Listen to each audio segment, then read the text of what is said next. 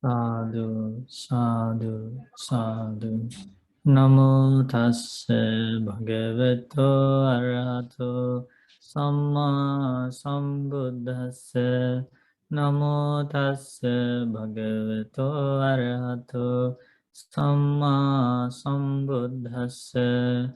Namo tassa bhagavato arahato samma sambuddhassa. Homage to the Blessed One, the Worthy One, the Supremely Enlightened One. Sadhu, sadhu.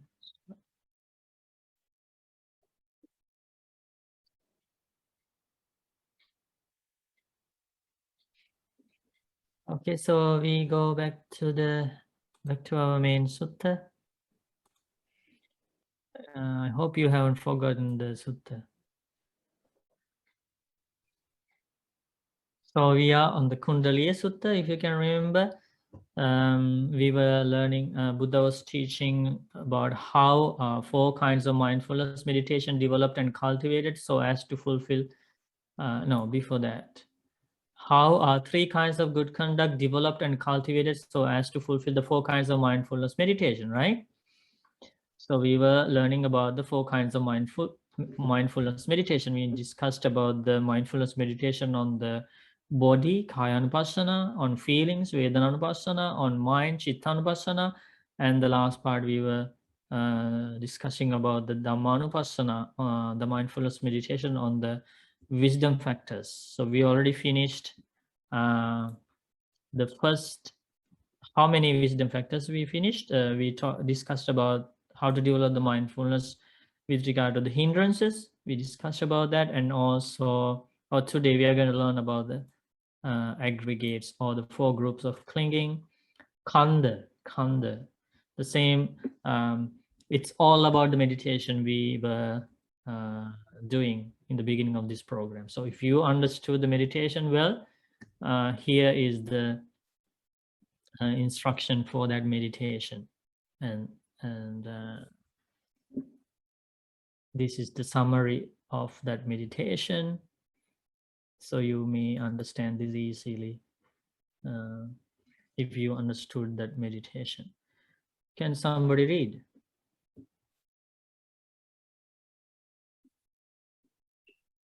I can read. Bhante, I can read. Okay. Gita. Okay, thank you, Bhante. Thank you. The aggregates. Furthermore, a mendicant meditates by observing an aspect of principles with respect to the 5 grasping aggregates.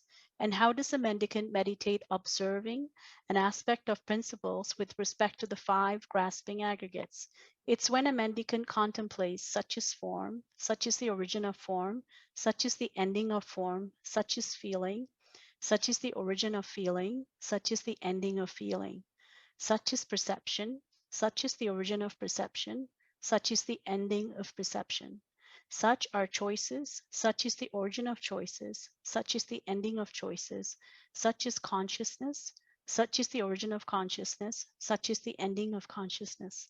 And so they meditate, observing an aspect of principles internally.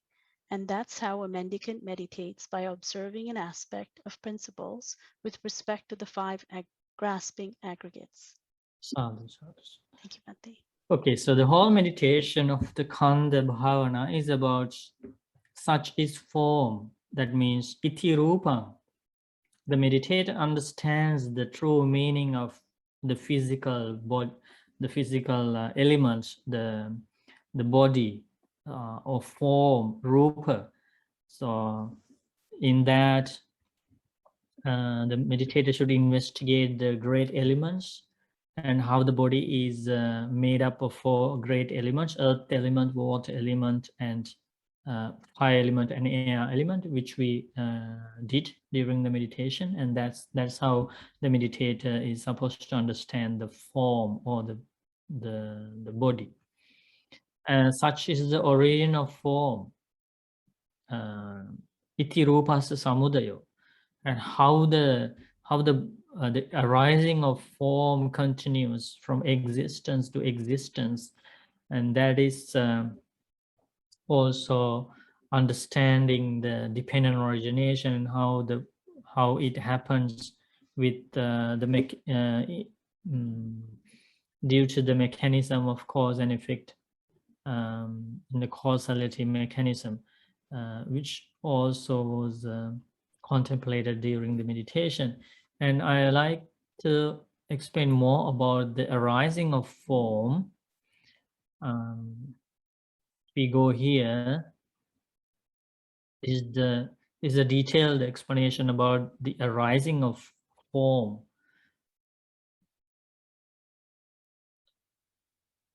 This is from the Maha Salayatanika Sutta, the greater exposition on the six sense basis.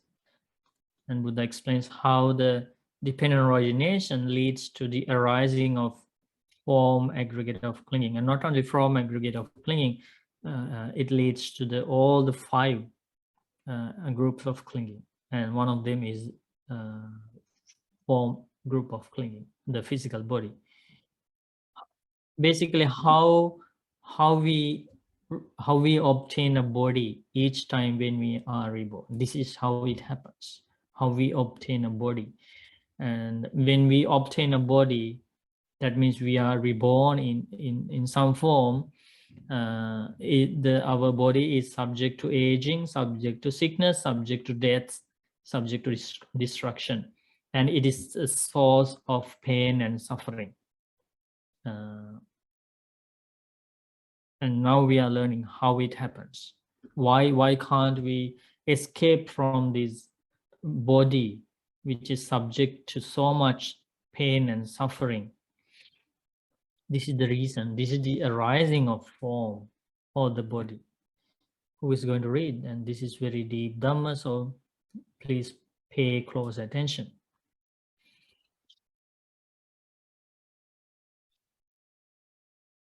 Who is going to read? Can I read again, Bhante? Mm-hmm.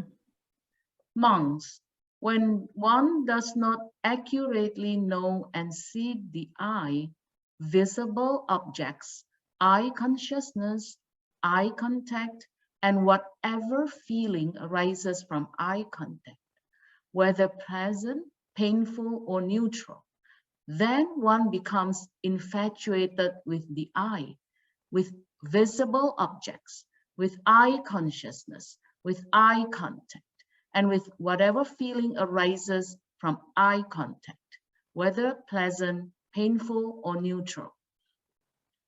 When one remains infatuated, bound, confused, and focused on gratification, then in the future, there will be further accumulation of the five aggregates affected by clinging. One's craving, which leads to further existence, is accompanied by delight and passion, and seeks delight here and there, also increases. One's physical distress increases. One's mental distress increases. One's physical torment increases. One's mental torment increases. One's physical fever increases. One's mental fever increases. One experiences physical suffering and mental suffering. Okay, so this is the arising of five aggregates of clinging. This is how a being obtains a body, feelings, perceptions, thoughts, and consciousness. This is how a being obtains another life, basically, and how it happens. So this is an amazing discovery. This is an amazing discovery because nobody understands how we are reborn, why we gain such an impermanent body, why we gain these feelings always changing. Why can't we have lasting happiness? Why can't we have feelings, only the feelings we like? And why these things change, why we come to this world? And all the questions have been answered by the Buddha, and this is how we come to this world. This is how we go to next life. This is how we suffer. This is how the suffering arises. Isn't that amazing? It's very deep. It's very deep, isn't it? That's why Buddha said, Panya mattasayan dhammo nayan dhammo dupanyasa. These teachings, the truth, understanding the truth is only for the wise, not for the unwise. So it's a great privilege to be born as a wise person with that wisdom. It's a result of good karma. It's so deep. You can already see that, how deep it is to understand these things. And so this is how we are reborn. This is how we gain a new life. Where does it start? It starts here. When one does not accurately know and see the I, that means when one doesn't understand the true nature of I, how the I arises, what is the cause behind the I, when one does not the true nature of visible objects, whatever we see people, we see buildings, we see vehicles, we see trees, we see beautiful things, we see ugly things. And if we don't understand that everything we see is made up of 4 great elements, they are subject to destruction, they are impermanent, they are not worth clinging to, not worth having craving, and that's called ignorance. So we see objects without that understanding, and we don't understand the true nature of eye consciousness. We don't see the true nature of eye contact, and we don't see the true nature of feelings arises from the eye contact. Not only eye contact, Buddha continues to say and teach about not knowing, not understand the true nature of the ear, sound, ear consciousness, ear contact, feelings arises from that. And the nose, not understanding true nature of nose, smells, nose consciousness, and so on. Not understanding the tongue, taste, tongue consciousness, tongue contact, and the feelings arising from the tongue contact. Not understanding the body, tangibles, body consciousness, body contact, and the feeling arises from body contact. Not understanding the true nature of mind, mental objects, mind consciousness, mind contact, and feeling born of mind contact, right? And then what happens is people cling to these things. Craving arises, infatuated, bound, confused, focused on gratification.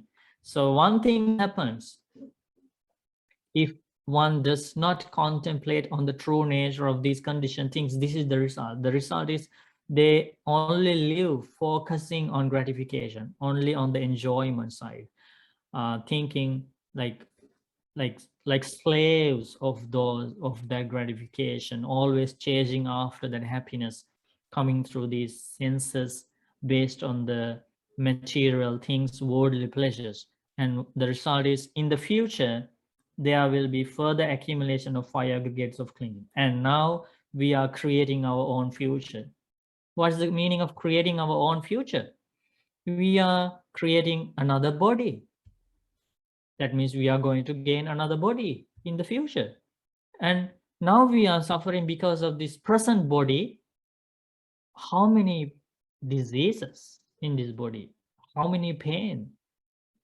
And pain and misery will increase when we grow older and older. Lots of suffering connected with aging. How much suffering with sickness, how much suffering with death, and it is all because of we have a body. And now, while suffering with the current body, we are creating the path, we are designing the path for a new body. That is what is happening here. That is what is explained here by the fully enlightened Buddha. And it's not only the accumulation of form aggregate of clinging, it's the accumulation of feelings. So we are designing our feelings here. So we will have feeling aggregate in future. Now we are suffering due to current feelings, because feelings always change and we don't like it. We'll always like to experience only pleasant, happy feelings, but we don't get that. We don't understand that it is non-self. So we cry, we lament, we are sad, we worry, we are upset because of this the changing nature of the feelings. And we are going to experience the same type of feelings in the future, and we are designing them right here. And also we are going to, we are designing our perceptions.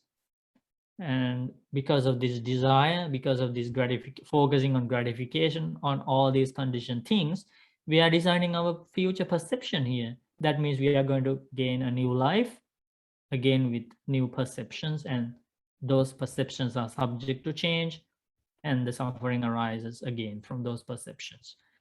And we are designing our thoughts here for a future life. That's the meaning of accumulation of Sankhara Upadana Kanda, the fourth aggregate of clinging, fourth group of clinging. That means in the next life we will have more thoughts, and in the current life we are suffering with these thoughts, right? We can't control these thoughts. Sometimes sad thoughts, sometimes happy thoughts, sometimes very negative thoughts, unwholesome thoughts, and we are suffering with the whole stream of thoughts. And still we are designing these thoughts that are subject to sadness, subject to suffering, without understanding the true nature of thoughts.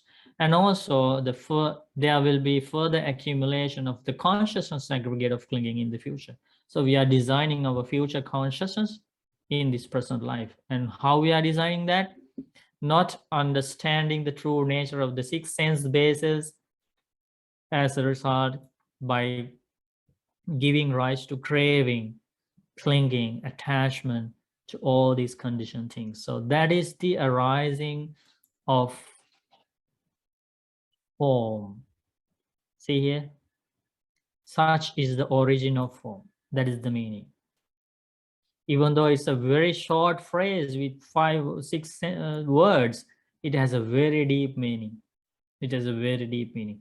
So the meditator understands and contemplates on the process of gaining new 5 aggregates for future lives. So origin of form. And such is the ending of form. And he also contemplates during Vipassana meditation how the physical existence, the body, comes to an end. That means how to end this journey, how you escape from a body that is subject to suffering. Because in order to attain lasting happiness, definitely the cessation of body should be achieved. We cannot achieve lasting happiness with a body. You agree? You understand? Because there is no permanent body in this entire existence. There is no permanent body. Even the bodies of higher gods, higher Brahmas, the very powerful beings, even those bodies are subject to suffering. So if anybody likes to attain lasting happiness, the process of obtaining a body should come to an end. So this is the way to do that. There is Buddha realized, fortunately Buddha realized the way to do that. This is the way to do that. This is the way to achieve the ending of obtaining the body. Who is going to read? Bhante, can I ask a question before you go to the next section? Bhante, in the 12, okay, in the teachings of the Buddha, in the 12 links of dependent origination, it's a crucial teaching to break through. Where is the most skillful place where we can break the samsaric chain of rebirth?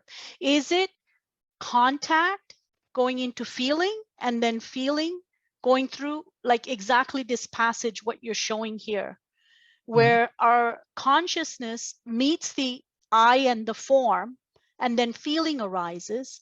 And with feeling is the craving of either pleasant, unpleasant, or neutral. And then arise the clinging, craving and clinging. So craving is the roof builder, or it is the main pole holding up the house. So if we use skillful means. So you want to know where the what link is the should be broken? wisest? Yes.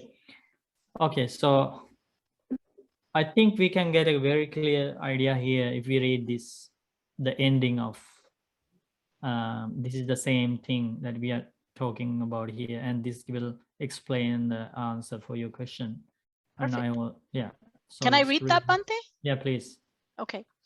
Monks, when one accurately knows and sees the eye, the ear, the nose, the tongue, the body, the mind, mental objects, mind consciousness, mind contact, and whatever feeling arises from mind contact, whether pleasant, painful, or neutral, then one does not become infatuated with the mind, with mental objects, with mind consciousness, with mind contact, and with whatever feeling arises from mind contact, whether pleasant, painful, or neutral. Okay, When so one, you see here, yes, this is the key word here. Then one does not become infatuated. So that is important. So that means no craving, no clinging, no attachment to any of these conditioned things. Okay, so that is, keep that in mind, and yes, go ahead from there. when one remains uninfatuated, unbound, unfocused, and focused on drawbacks, then in the future there will be diminution of the 5 aggregates affected by clinging. One's craving, which leads to further existence, is accompanied by delight and passion and seeks delight here and there, is left behind. One's physical distress is left behind. One's mental distress is left behind. One's physical torment is left behind. One's mental torment is left behind. One's physical fever is left behind. One's mental fever is left behind. One experiences physical pleasure and mental pleasure. Okay, you see here, this is the end of obtaining new 5 groups of clinging.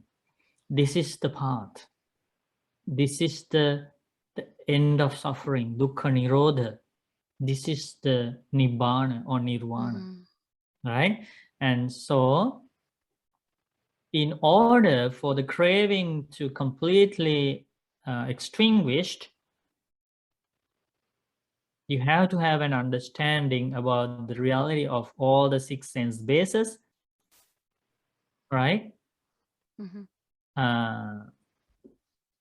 External objects, that means the visual objects, sounds, smells, tastes, tangibles, and thoughts, or the 6 classes of consciousness, 6 classes of contacts, and the feelings.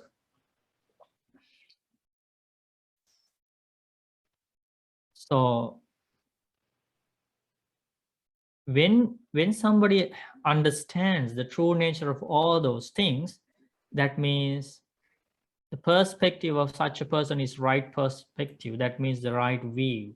Now you can see how the disciple enters the Noble Eightfold Path gradually. So that means with this understanding, the practitioner enters the Noble Eightfold Path. That's the Samma Ditti, right view. The thought of such a person is right thought. See how this Noble Eightfold Path is very, in a beautiful way explained, and how the Vipassana knowledge supports a practitioner to directly enter the Noble Eightfold Path, which is the path to end suffering. Dukkha Nirodha Gamini Patipada. It's a beautiful explanation here in this sutta. This is Amma Vacha, right speech. The effort of such a person means, so here you see the perspective of such a person, the thought of such a person, the effort of such a person means, such a person means the person who has this understanding about the reality of life. He is that person. And the effort of such a person is right effort, Samma Vayam. The mindfulness of such a person is right mindfulness, Samma Sati. The concentration of such a person is right concentration, Samma Samadhi. So this person has right view, right thought, right effort, right mindfulness, right concentration. So he meditates, he practices mindfulness, he's holding the right view, he has these right thoughts, such as thoughts of loving kindness, compassion, generosity, letting go, renunciation. Those are the kind of thoughts he is holding. He's not holding the thoughts of cruelty, thoughts of harming, thoughts of killing others, thoughts of destroying others. He doesn't hold those thoughts of hatred, thoughts of you know, the greediness, thoughts of, he is not holding those thoughts because he is such a wise person. He is such an insightful person, right? Furthermore, that person's speech and actions and livelihood were already well purified. That means sila. The aspect of sila is already purified. That means always a virtuous person can contemplate the true nature of this life. That is very, as highlighted here, is already purified, right? So thus this leads to that person's fulfillment of the Noble Eightfold Path by development. So that is how the Noble Eightfold Path is developed. Isn't that beautiful? It's fantastic. Do you Bante. see, like, Thank you. can you imagine the wisdom of the Buddha? Like, do you see these kind of deep things about life in any other teachings or any other doctrines?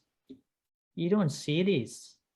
How much wisdom do you need to understand, even to understand these things, let alone practicing and applying these things to your life?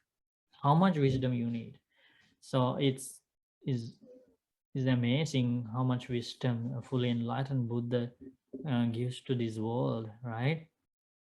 That's the total meaning of Buddha saying that through gifts and homage or worship, so that's not the way to truly venerate me. If you can understand this, the reality of life, apply these wholesome qualities into your life, understand the true nature of life, and escape from this repeated rebirth, that is the way you can venerate me. Isn't that beautiful? That's the powerful message of the Buddha. So going back to Gita's question, the how the links of the 12 links of the dependent origination is how so we understand that each link leads to the following links, like ignorance leads to the formations leads to the consciousness leads to the mentality and materiality leads to the six sense basis leads to the contact leads to feeling leads to the craving leads to the clinging leads to the arranging of karma leads to rebirth leads to aging and death and suffering. So even though the craving is the problem, you cannot break the link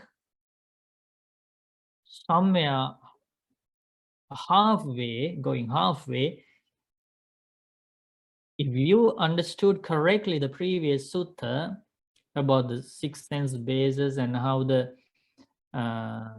that is linked to the dependent origination, you saw that in order for a practitioner to abandon craving, the practitioner needs an understanding about everything, about all the conditioned things, about six sense bases, external objects, consciousness, contact, feeling. So that understanding is the true knowledge. That means the opposite of ignorance. So now you can see, when the very first factor of the dependent origination is challenged, that means instead of ignorance, the practitioner develops true knowledge with the right view. That affects all the other 11 links. It's not jumping into a link somewhere in the middle. It starts from the very first link, the very first factor of the dependent origination, which is ignorance, lack of understanding of the true nature of all conditioned things. So when that knowledge is gained to some extent, so extreme entrance, the Sotapannas, who attain the first stage of enlightenment, gains that knowledge of the Four Noble Truths to some extent. Once returners gains that knowledge to some extent. Non-returners to some extent. And the liberated ones to the fully understanding of the Four Noble Truths. So when that understanding is there, to some extent, it affects the following link of the dependent origination.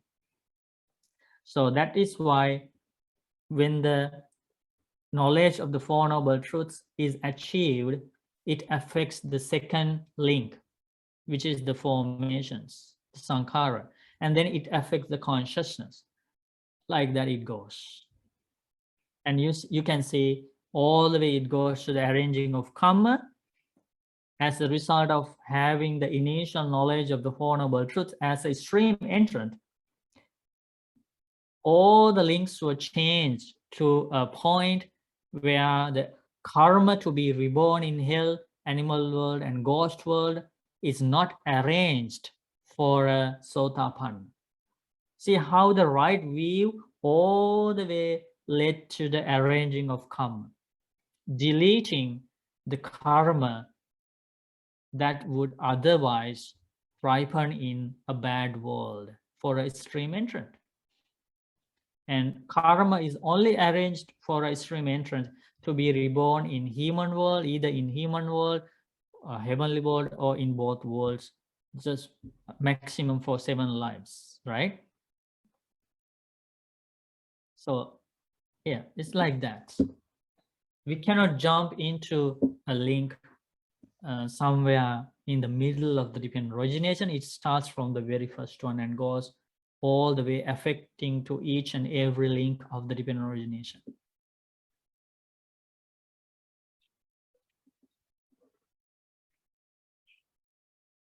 Everybody is silent, deep silence.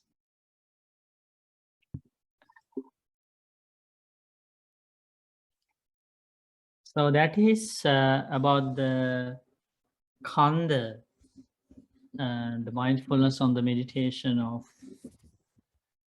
body, feeling, perception, thoughts, and consciousness. If you can practice, continue to practice that meditation, which we did in the beginning of this program, will help you to understand more about that part of the Satipatthana. And Pong, you have a question? Thank you, Bante. I'm still learning about dependent origination, and I just realized that the 5 khandha is actually part of the 12 link. Part of the 12 link of dependent origination. So could you please explain to me, like why the 5 khandha is inside the dependent origination itself? Yeah. Thank you, Bante. Yes, good. So the 5 khandhas means 5 khandhas are the brief, in brief, the noble truth of suffering. Okay, so the Buddha teaches the noble truth of suffering means birth is suffering, aging is suffering, death is suffering, and like that Buddha explains the noble truth of suffering. And in the end of that explanation, Buddha explains in brief, Sankhitena Panchupadana Khandha Dukkha. In brief, 5 groups of clinging are the suffering. So if you understand the 5 groups of clinging, that is the easiest way to understand the noble truth of suffering. And then we go to the second noble truth of suffering, Dukkha Samudaya Arya Satcham, the cause of suffering. So in the Tithayatana Sutta and in some of the other suttas, Buddha explains the dependent origination is the cause of suffering. As you saw on that previous sutta, Buddha realized that the 5 groups of clinging are always arranged due to the existence of dependent origination. For example, if you go all the way from the beginning to, let's say, yeah, like after ignorance, avidya paccaya sankhara, right? And there also you can see the body there. The in and out breathing, it's a part of the body, and also perception and feelings in the formations. the Sanya, Vedana, Chitta Sankhara is a part of the dependent origination and is also part of the 5 groups of clinging. And then you see the consciousness, Sankhara Pacha Vijnana, that's the third link of the dependent origination. And it is the same consciousness, right? If you see the exposition of dependent origination and the exposition of the the details of the 5 groups of clinging, you see the same explanation. And when Buddha explains about the consciousness in the dependent origination, Buddha explains there are 6 classes of consciousness: eye consciousness, ear consciousness, nose, and like that. And when you learn the meaning of the consciousness in terms of the 5 groups of clinging, you see the same explanation: 6 classes of consciousness. And then you go to the 6 mentality and materiality, which is also a part of the dependent origination. And then you go to the 6 sense bases, that's also in the dependent origination. And then you go to the contact, Salayatana Paccaya Passo, dependent on 6 sense bases, contact arises. And when contact arises, you already understand that with the arising of contact, feeling arises, which is the second group of clinging. So the second khanda is there. With the arising of same contact, perception arises. And that is the third khanda, sanya. With the arising of same contact there in the dependent origination, the fourth khanda arises, thoughts, right? And the consciousness is already in the contact. Now you see here how the 5 groups of clinging are arranged within the dependent origination. That is why when the arranging of the dependent origination comes to an end, comes the end of the arranging of 5 groups of clinging. But one thing you need to understand, dependent origination is an exposition. It's an elaborated description of the Buddha. On the other hand, 5 groups of clinging are a brief description. So that is the only difference. But at the same time, you need to understand that as Buddha realized, 5 groups of clinging are arranged due to the continuance of the dependent origination. Okay?